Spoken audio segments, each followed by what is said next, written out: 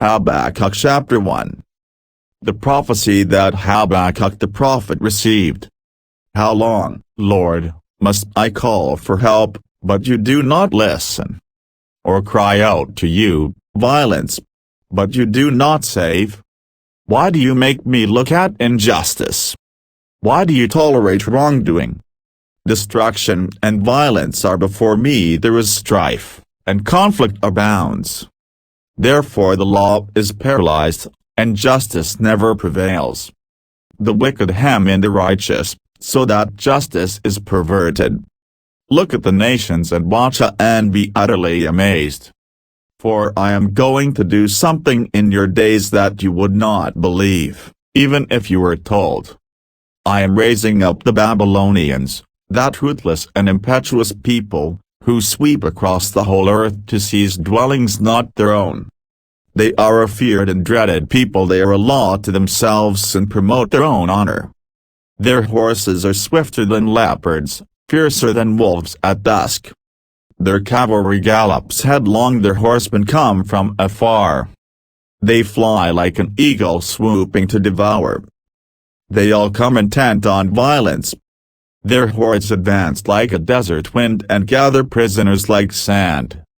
They mock kings and scoff at rulers. They laugh at all fortified cities by building earthen ramps, they capture them.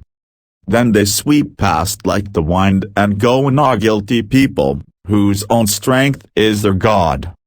Lord, are you not from everlasting? My God, my Holy One, you will never die. You, Lord, have appointed them to execute judgment. You, my rock, have ordained them to punish.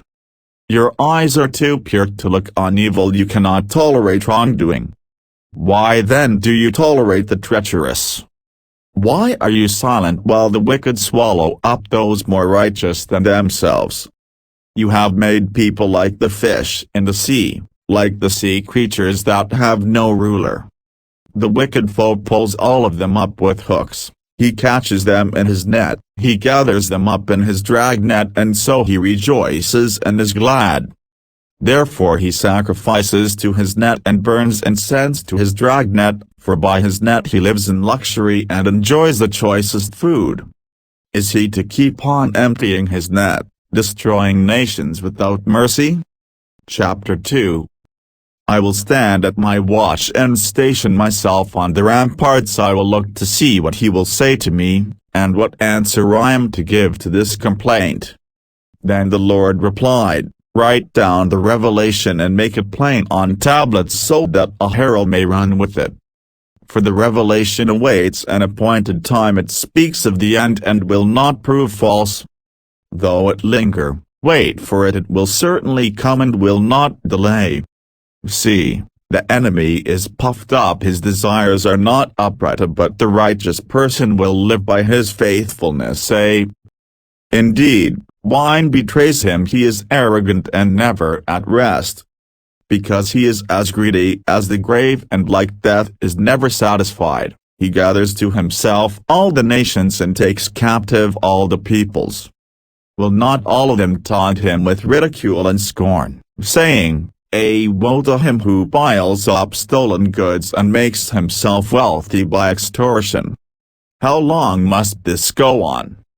Will not your creditors suddenly arise? Will they not wake up and make you tremble?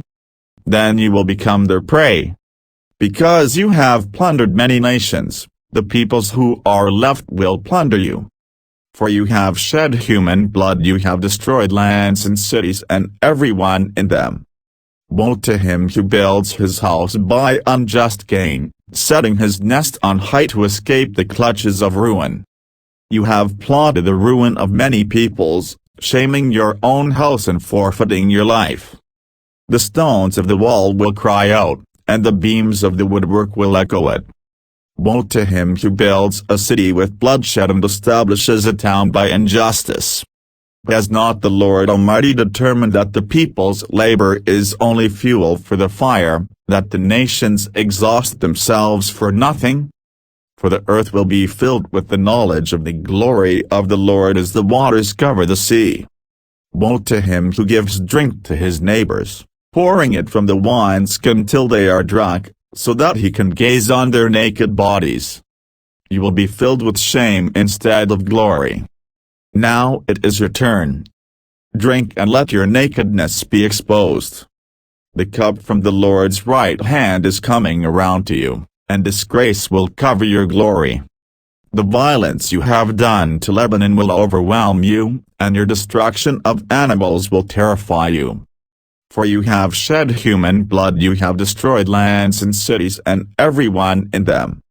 Of what value is an idol carved by a craftsman? Or an image that teaches lies? For the one who makes it trusts in his own creation, he makes idols that cannot speak.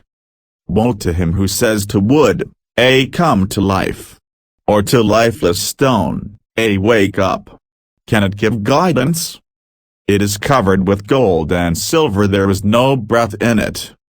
The Lord is in his holy temple, let all the earth be silent before him.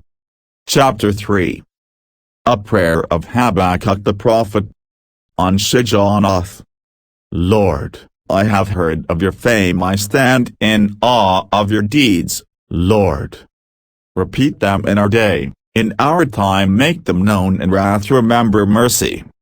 God came from Teman, the Holy One from Mount Paran. His glory covered the heavens and his praise filled the earth. His splendor was like the sunrise rays flashed from his hand, where his power was hidden.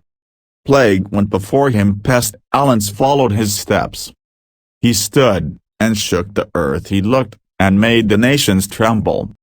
The ancient mountains crumbled and the age-old hills collapsed, but he marches on forever. I saw the tents of Cushan in distress, the dwellings of Midian in anguish. Were you angry with the rivers, Lord? Was your wrath against the streams? Did you rage against the sea when you rode your horses and your chariots to victory? You uncovered your bow, you called for many arrows. You split the earth with rivers. The mountains saw you and writhed. Torrents of water swept by the deep roared and lifted its waves on high. Sun and moon stood still in the heavens at the glint of your flying arrows, at the lightning of your flashing spear.